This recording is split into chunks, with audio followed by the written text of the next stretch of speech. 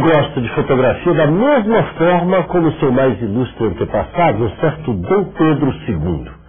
Gosta de pegar uma onda e nutre especial atenção pelas questões ambientais.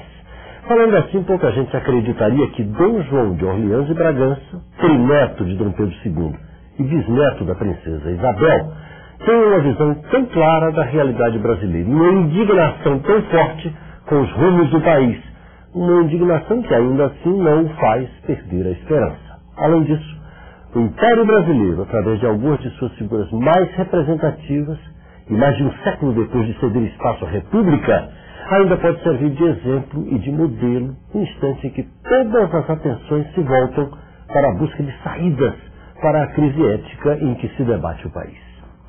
Com a gente no estúdio do Palavra Aberta, Dom João de Orleans e Bragança, a quem quero agradecer desde logo a gentileza de ter aceito o nosso convite. Dom João, que contribuição seria essa que o Império poderia dar à República Brasileira mais de um século depois?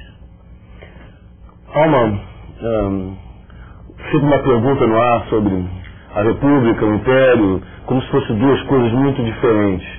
Eu não diria que são tão diferentes, porque existem impérios e monarquias na Europa hoje em dia, inclusive em países com governo de esquerda. Aliás, as sociais-democracias nasceram em 3 países que são monarquias, que é a Noruega, a Suécia e a Dinamarca.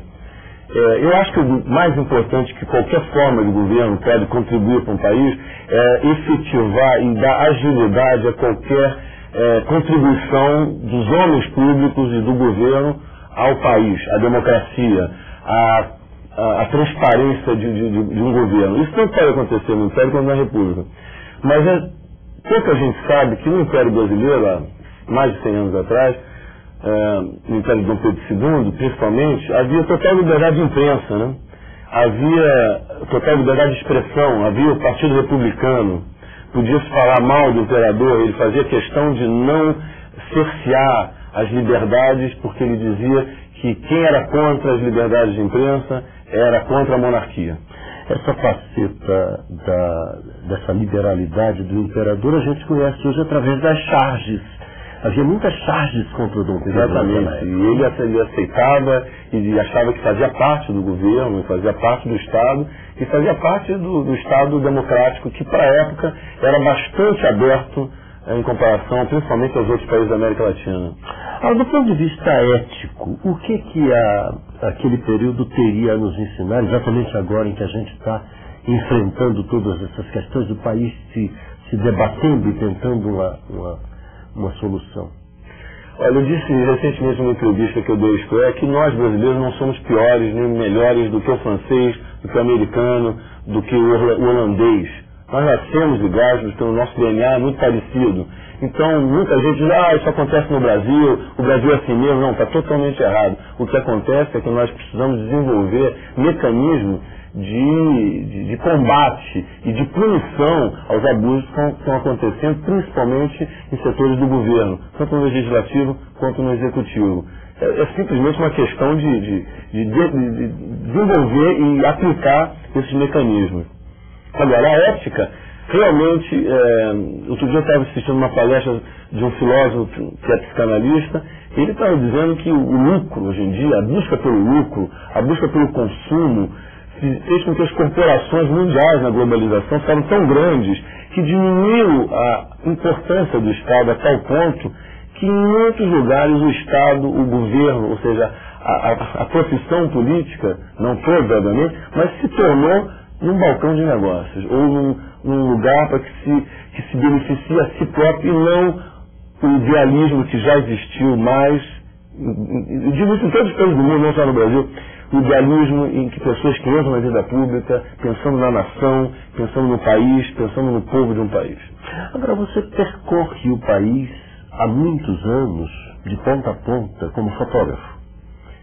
Como fotógrafo até bastante bem reconhecido no Brasil, diga-se de passagem. Este é o sentimento que se colhe no contato com as pessoas do povo?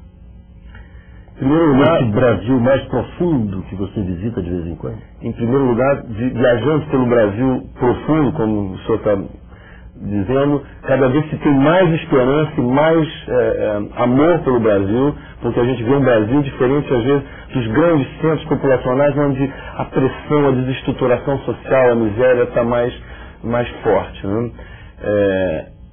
Nesse país, enfim, nesse Brasil de interior, desse realmente, porque tem um objeto que se chama televisão, que em qualquer município do Brasil, hoje em dia, você vê o que está acontecendo nas crises políticas, nas blitz da Polícia Federal, enfim, principalmente aquelas câmerazinhas pequenininhas, é uma grande invenção. As microcâmeras foram um grande inimigo dos corruptos e um grande aliado da democracia. Eu acho que há uma certa decepção, sim. Isso me preocupa. Me preocupa porque, na verdade, é o povo que nomeia os seus representantes e tem que ser nomeados representantes muito bem preparados e muito fiéis à causa que eles são nomeados. Né? Quer dizer, vem uma eleição aí. É hora, então, de apertar esses comandos voltados justamente para a qualificação do voto, né? Eu acho que a resposta para tudo isso é uma: educação. Educação em primeiro lugar, em segundo lugar, em terceiro lugar. Na hora que nós tivemos um país, primeiro grau, segundo grau, com mais qualidade nos professores, que hoje nós temos mais de 90% dos alunos do primeiro grau inscritos em escolas públicas, mas muito pouca qualidade nos professores que ensinam. No dia que nós tivemos um país com grande qualidade de professores e taxa de alunos efetivamente no primeiro e segundo grau e universidade, nós vamos ter um país, sem dúvida, mais responsável nesse sentido de votar e de cobrar, né? Porque não basta só votar, tem que haver cobrança depois, a cobrança dos representantes do povo. Um dos pontos contra os quais o senhor sempre se bate é essa questão dos gastos supérfluos. Já li algumas entrevistas, de vez em quando você toca nesse assunto. Estaria aí a raiz do problema ou estaria também, e mais fortemente até, na questão da impunidade? Está um pouco nisso que eu já disse, né? Uma vez que se consegue um mandato, eu não estou falando só nos mandatos em Brasília, estou falando nos mais de 5 mil municípios brasileiros, né? O que acontece hoje em Brasília, enfim, essa crise maior, acontece em menor escala, mas com menos visibilidade em grande parte dos municípios brasileiros, né? Os gastos supérfluos, eu acho que os homens públicos têm que ser os primeiros a ficar na vigília dos gastos supérfluos, porque o dinheiro é da nação, o dinheiro é do povo brasileiro. Então, Dom Pedro II já dizia que gasto supérfluo é furto à nação, né? Ele já considerava furto? Ele dizia isso no diário dele, que qualquer gasto supérfluo era um roubo à nação, né? Como é que era o tratamento desses recursos públicos na época do Império, de maneira geral? Não vamos falar especificamente de um ou outro período, mas havia mecanismos de controle mais eficazes? Olha, eu acho que a própria liberdade, como disse, de imprensa já é sempre o grande primeiro passo. O primeiro grande fiscal é a imprensa. Sem dúvida. Hoje nós estamos vendo o que a imprensa faz no Brasil, imprensa, enfim, a televisão, a rádio. Agora, corrupção sempre existiu, imagino que no Brasil também existia na época do Império, mas eu tenho certeza que havia mais vigilância dos homens públicos em relação ao dinheiro público. Como é que hoje o senhor avalia esse quadro? Quer dizer, o quadro em que o país está, este momento, vem aí uma eleição, a gente está saindo de uma crise. O que a gente pode esperar que vai acontecer daqui para frente? Eu me preocupo, de um lado eu acho que as instituições são vigorosas, firmes, enfim, o Brasil, ao longo depois da redemocratização de 1964, conseguiu essas instituições. Agora, me preocupa, sem dúvida, a tolerância da população em relação a isso, e principalmente agora em alguns deputados, eu vou dar um exemplo pequeno, alguns deputados que visivelmente cometeram crime, porque taxa 12 é crime, e foram absolvidos pela maioria dos deputados do plenário. Isso leva os próprios deputados a se reelegerem, porque não foram cassados, nem renunciaram, e acharem que podem fazer isso de novo ou mais. Mas dá para ter esperança? A esperança é a última que morre, não tenho dúvida.